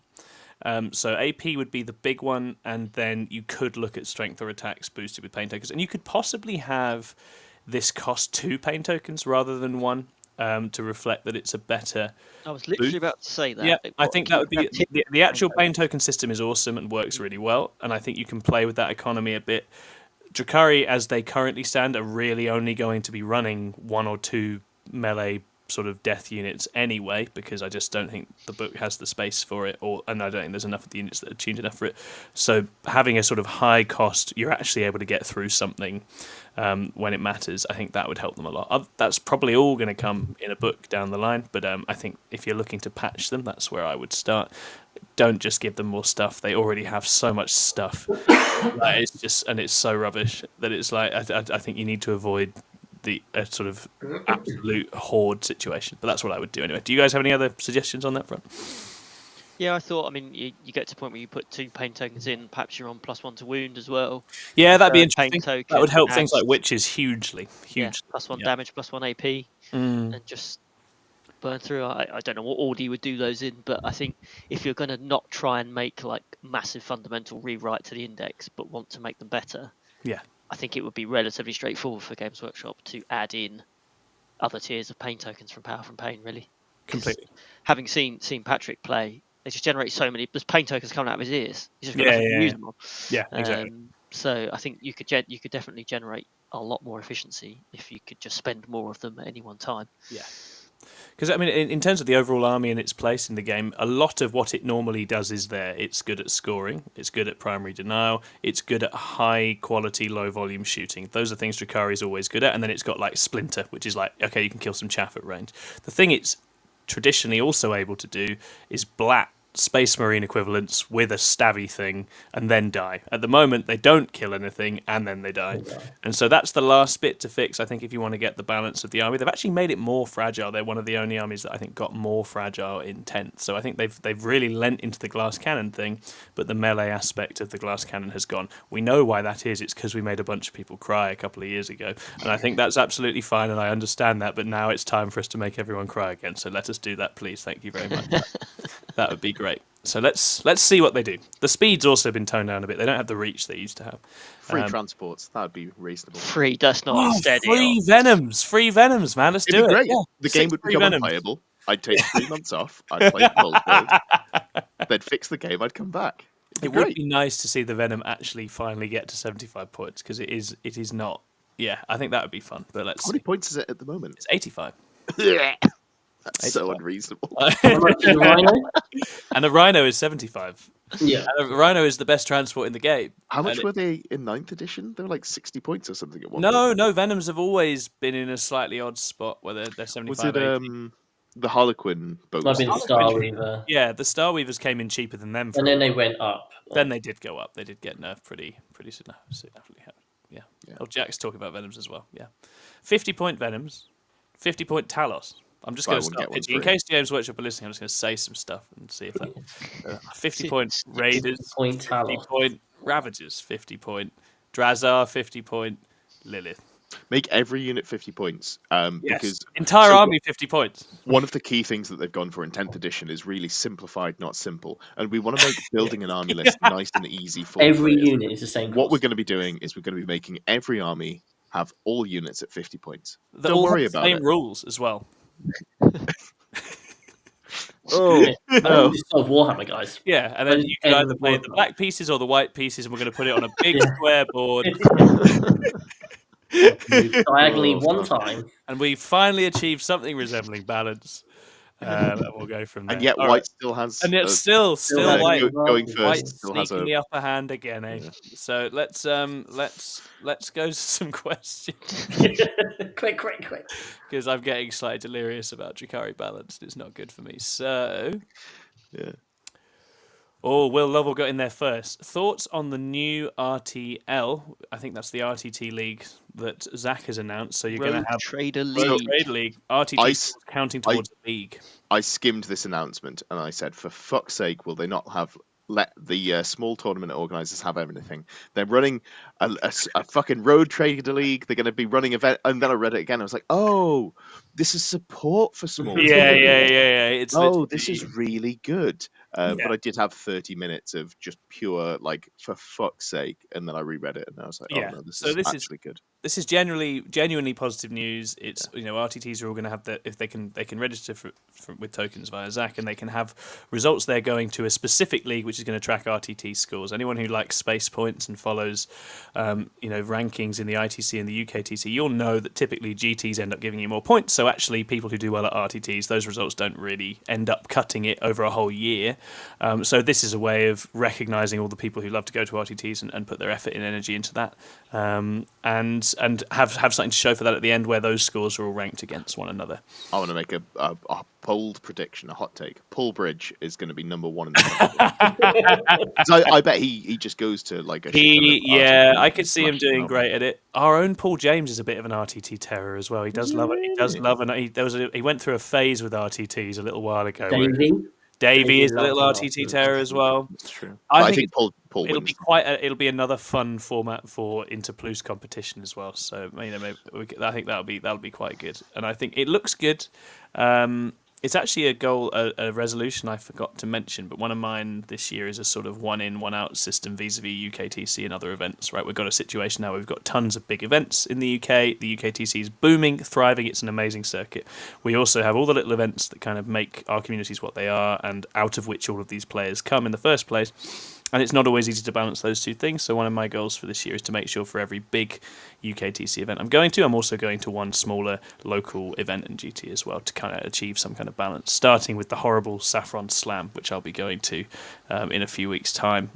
So you need to do, ask him to change the ticket, because really the only genuine complaint I have is your terrain.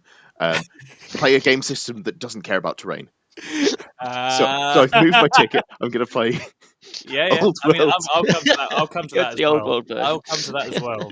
Where you having narrative terrain on the board, I'll be like, "Fuck yeah, this is awesome." Yeah, What yeah, do you mean? I don't need line of sight blocking. And then someone like brings 6 cannons, and I go, "Oh fuck, hold on, line of sight might have been." I love the Sapphire terrain because I haven't played on the Ravine yet. I really hope I do this time. I'm very excited. That's what I want. My goal. The only map I've ever seen. 2024 is to play on the Ravine board.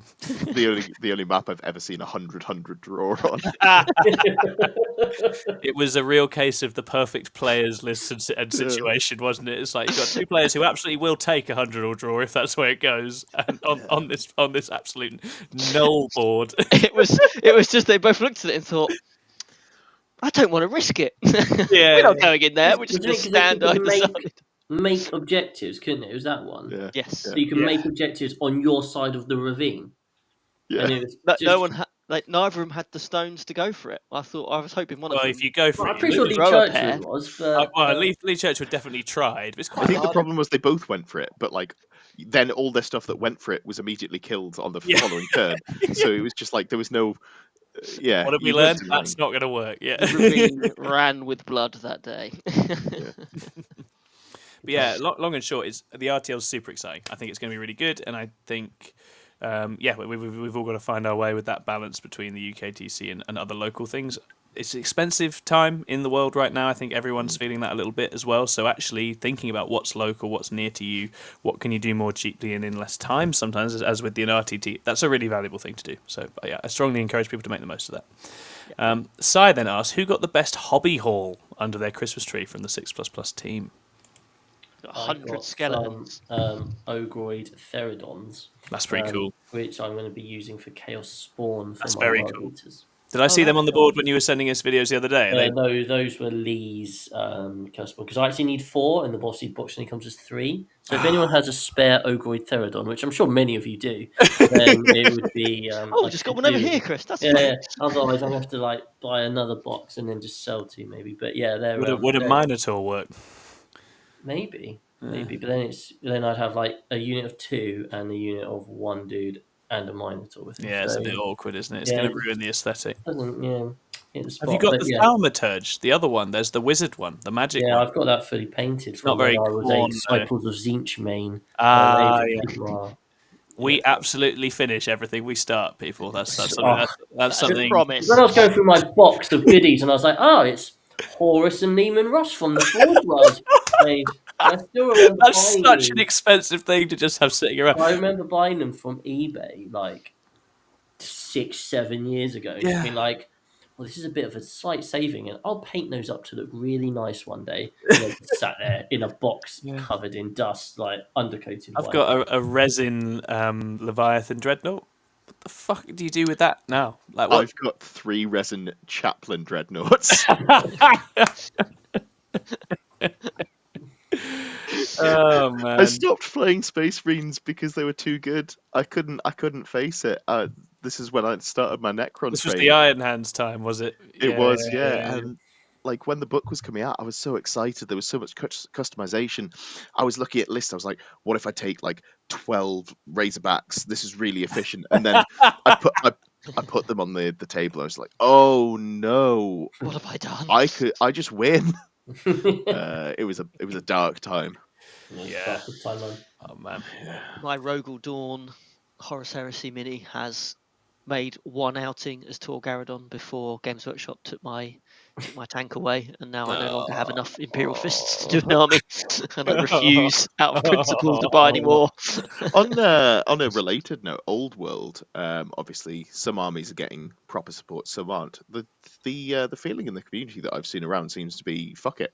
The indexes that everyone's getting just should be treated as tournament legal, which will be interesting to see how that goes. I suspect they'll do it, right? Because if it's that same fantasy and AOS crowd, they absolutely love saying "fuck you, authority" and doing whatever the hell they want. So I think they ran their own fence exactly. 7 years. So I don't think they'll take being told which half of the set of armies they can use lying down, will they? So I think that'll be fine. That'll be exciting. But that makes it much harder for me to choose which army to run. I know. Yeah, because Dark Elves in the long run are extremely tempting for me. That's definitely something. But I reckon in the long run, it'll be that supply demand thing, and GWs will then be like, oh, okay, well this isn't going away, so we better give you some shit. But I think this is all just them buying themselves some time, to be honest. Exactly. I think if it's successful and people start randomly buying loads of Soulblight Gravelord skeletons and square bases at the same time, I think it will click that it's been successful. But ultimately, on the flip side, if not enough people get into it and it never gets to that thing, they haven't committed to something they can't then deliver. Exactly. So I think they're playing it carefully, but I think as a result, hopefully those Index or Legends factions will have a set of rules that are half decent and will tide those armies over. If not, their community will just write them. I mean, exactly. And then as you say, that community has been running events with their own rules for a long time. Those of us that are coming into thinking about running events for the game, I'm sure can learn a lot from those individuals about how you do and don't sell changes from the main game into an event and keep people informed on that. It's actually something Jack probably has a lot of expertise because he's come from that world, right? He came from the fantasy world. Quite interesting. And some of the factions that they've left out are massive. Like I'm collecting the vampire counts, but like they are a huge faction. That is Lizardmen is really sad. Yeah, these are not like kind of half used and never really thought about factions. Yeah, these are staples, or what were staples in the Fantasy Battles game. So there will be a big pile of players that use those factions. Either have always used those factions, or when the end times happened and everyone swapped into Sigmar, kept old armies, or like what I did. My vampire counts disappeared, and I started playing them on Total War instead. And now I'm going to get them back. So I never went away from vampire counts. It was just I was doing it in a different format. So now they've brought them back. I'm going straight into them. But yeah, it will be very frustrating if the indexes are shit. But hopefully they've at least thought of that. When has that ever happened? When have indexes ever caused problems? Indexes are great, and everyone has a great time with them. And that's why we're still playing our 10th competitive league that we started at the start of Here's the thing. I think it's basically just one dude's passion project. That's what I've heard. Yeah, it's just one guy, right? Isn't it also the guy who wrote like the Lord of the Rings rules or something as well? Oh, well done him. Now that is a set of rules that stood the test of time. I don't know. That's just me, vaguely remembering people talking about it because I've been sort of consuming things in the background when I paint Necrons. But I think it might be just someone who's gone. You've got the old sculpts. We can do this very easily. Just let me write the entire system, and then you basically make a load of money. Is that what's going on? I think that seems to be pretty heroic if it is. Yeah. And Games Workshop have gone, "Oh, we like money." They actually really do. Yeah, they love. They've money. gone. I guess we do like money, but this sounds like effort because it's such a half-assed like launch. 2 armies have models that you can buy at the moment, which is I'm concerned about. But anyway. It's tricky because clearly, I mean, I think I've heard the same as you, Ed, that it is a single individual writing the rules. Obviously, lots of playtesting and stuff going on, but that individual is writing the rules and pulling that all together. I can't imagine he was given much resource to develop models. Clearly, because only two sets of boxes have come out. Rules-wise, I bet it's quite tight because one person's not got There will be a vision. Whether you agree with that vision or not, it will be in there and you'll follow it. So hopefully, as you say, it will be nice and tight. And then I think if it's massively successful, and I suspect they've clearly underestimated how successful it was going to be based on the launch debacle. That they'll want to throw more resource into supporting it, but they're probably playing it very cautiously because it's going to be a similar set of people that like Sigmar, I guess. It's all the kind of fantasy side of things. I assume for Sigmar players it must be a bit of a point of contention, right? They've got to work out what do you do? Do you square base and everything? I think it's a very different crowd. I think Sigmar's a very casual player base in general, and fantasy is like the grognards. It's a 200-page rule book. Like you've got to learn pages and pages of USRs. You've got so many modifiers. You've got like a much more complicated like to hit table. If you you can hit on 6s and then 6s if you at hitting on 9s, for example. There's a lot going on in there, so I think it's a nostalgia older crowd that are interested. So I actually don't think there's much overlap between Sigmar. That's fair. That's a good point. Yeah, no, I hadn't thought of it like that. I just kind of thought, oh, fantasy people must like fantasy things, and Yeah. therefore it appeals. Yeah. So to answer your question, Si, we all really like our Christmas presents. I think we all got stuff, and we're all pretty happy. And I hope that the thread was clear for you there through that one. So I did have on the day because I had piled everything up and I started opening it, and I had asked various people for boxes of skeletons. And after the third box of skeletons was opened, Flo was like, these are all the same. I was like, yes. Yeah. You don't just buy one box of skeletons. That's the fun thing about skeletons. I need a lot of these. I've already got 2 boxes downstairs, but I need more. So good. We've got another question from Just Make Stuff. Nice to have you back in the questions. Just Make Stuff, who says, obligatory and somewhat cliche question, do you have any resolutions for this year or personal goals? Well, we've covered those in excess. Covered those in excess. So hopefully you've got a decent twist. One thing I haven't mentioned is that I do want to do a bit of Kill Team and Crusade content this year. So that's another bonus one for you. Just Make Stuff. Me and Scrivo are going to do Crusade plus. We'll do a few how-tos on the basics of playing that version, and then we're going to do, possibly when the Dark Angels book comes, put the Sons of the Lion into something I might not have finished yet. Something Gribbly maybe. We want to use the full book rules for this, so we'll see what we do. And then Kill Team. Yeah, my good friend Adam's going to help us out with some Kill Team content later in the year. Because I believe there's a new edition coming, possibly, maybe. Or at least a new competitive version of the game, anyway. So we'll follow it through from there. Right, next question. Bloodrender, which is Alex Chancellor, I believe, asks, what results do you think each of the guys going to Nottingham will get? 5-0s, just loads of 5-0s. 16 5-0s. Can we 16 5-0s. There are 16 of us going to Nottingham. 16 5-0s. Everyone's going to do well apart from Alex. Yeah. Alex is going to play Lee Churchwood in round 4, and it's going to go exactly like it went at the club. Who's going to have a Plusov? That's the interesting. I feel like I will have a Plusov at some stage. Everyone is going to be plusing each other off, aren't they? It's going to be mad. I reckon a Necron mirror Sunday morning. Not in public. I reckon a Necron. Only in the Airbnb afterwards. Necron mirror Sunday morning involving one of Connor, Chris, and Ed against one of the other. Hey, I'd take a fucking Necron matchup. Or Alex. Fucking hell. Sorry, Alex.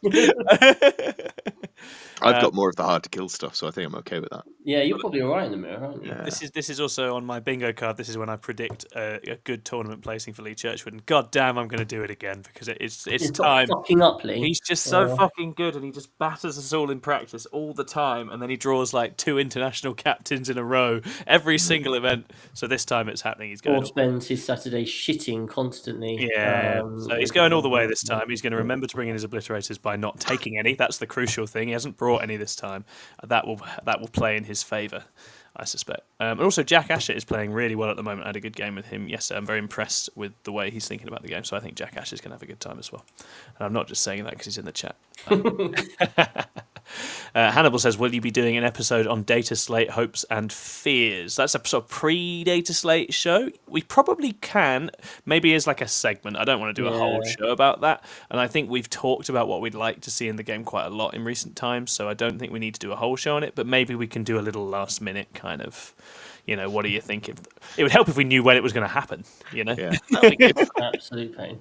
Yeah, if it's a show that Tom and I are on, it'll be intended to be a 5-minute segment. 45 minutes. Rant will begin. 2 other people at the bottom of the screen will look very bored. Yeah, and that's the way of it, because talking less was not on my resolutions. It's not happening.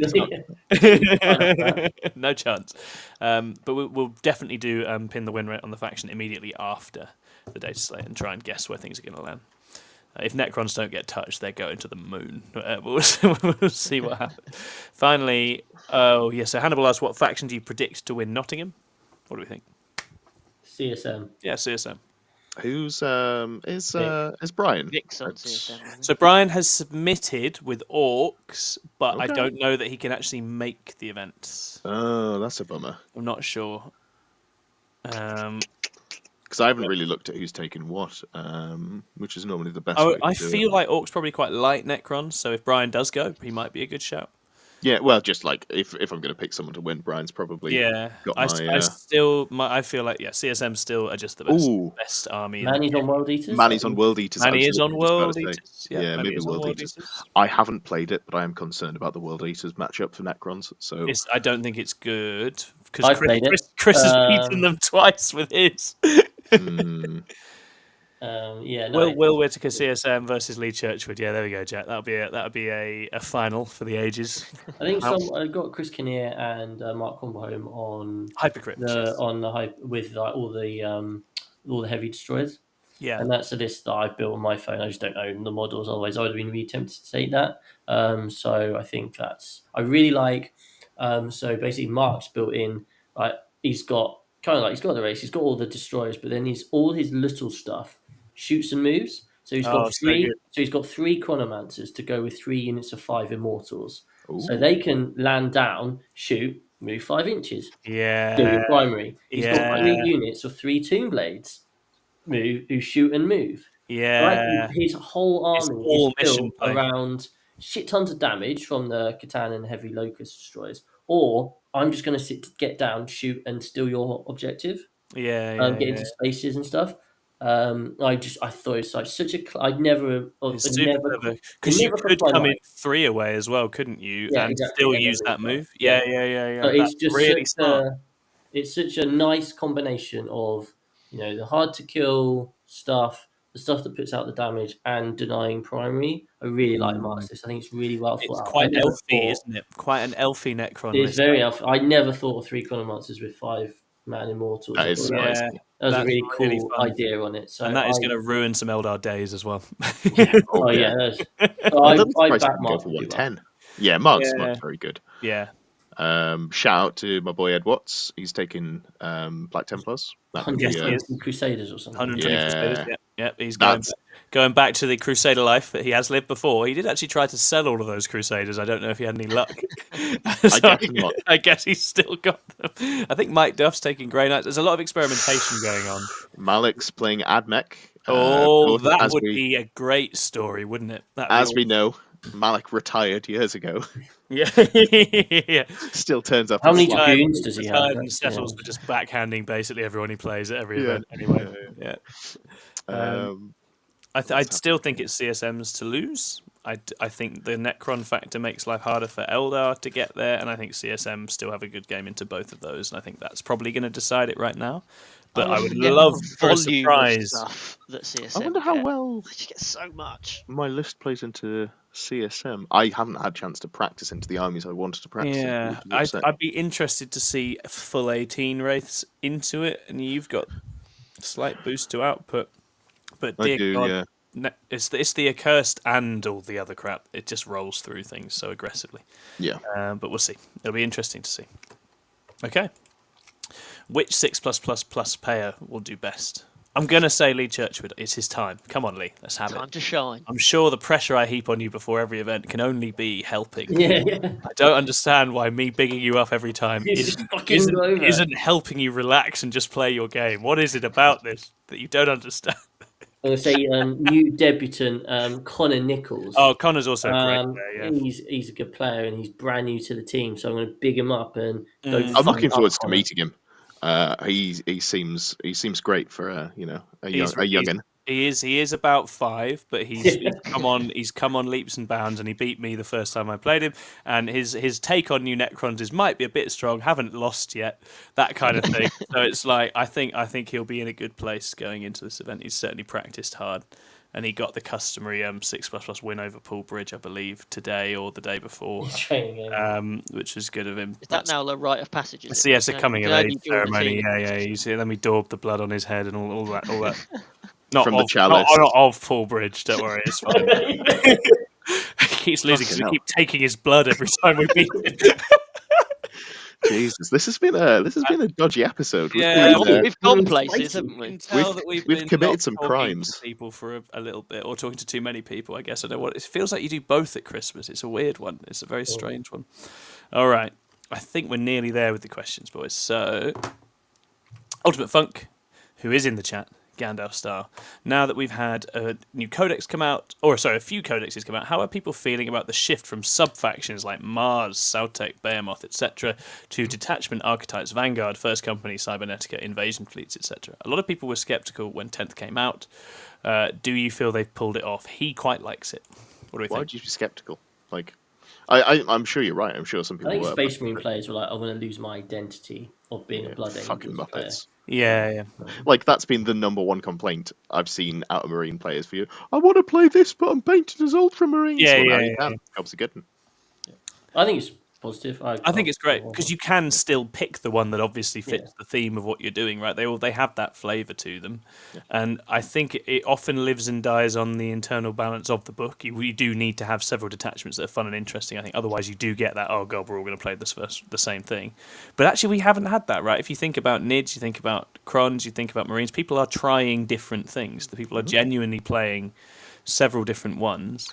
They've and managed it hasn't settled down into like there's obviously this, obviously that, you know. They've managed to keep the power level mostly flat as well. Yeah. Some Tyranid players are losing with all the detachments. I genuinely think that book's good, but that's just because I watched it the other day. The book's fine, but unfortunately they sell the data cards separately. Yeah, and they're dog shit. Yeah, like irredeemable. Not a joke. Oh dear. Just sad. I've got about 5k worth of NIDS, and I'm, a bit. You don't love that. You're going to laugh at me, Ed, but I think if I can find a way to move it, I think the Biotitan is actually a pretty reliable way to get some damage with the Tyranid. It's 16 damage. If 3 I shots can find like a way to -3. move it. Yes, I need to find out how I need to deploy it.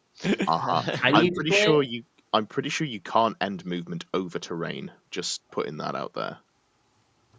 I don't know. It doesn't have a base, so I don't know what. The... Which means that you can't end on top of the fucking. Well, you can because it's taller than it, so it sits over it, and it's got its 4 legs. Here's the thing: we play with written rules, not feel goods. Vibes only in this house. Don't worry, you vibe it. Would you allow it at the Saffron Slam? Of course, I would allow it. I reckon it would work on the light board at the ITT. I think that's what you'd need. Yeah, the heavy board you would be doomed. You put it down first. Be like, or take the light board, lose the roll off, and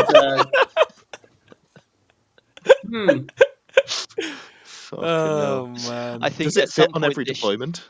It will fit on most deployments, but again, you have to deploy the rest of your army underneath it. Again, not legal. I'm fairly certain. It doesn't have a base, so you can put stuff underneath. That's your argument for everything. It is. Is it even a model? This is like one of those fucking sovereign citizens. Yeah. Like, but I'm actually a naval captain or whatever bollocks they believe. See, here's the thing: it doesn't have a base.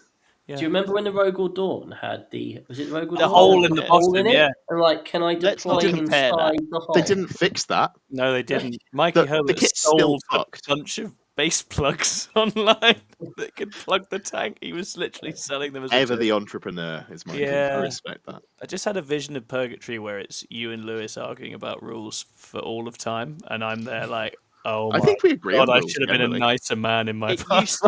It used to come with a designer's note that basically said, "This is how you should play with this model because it is so massive."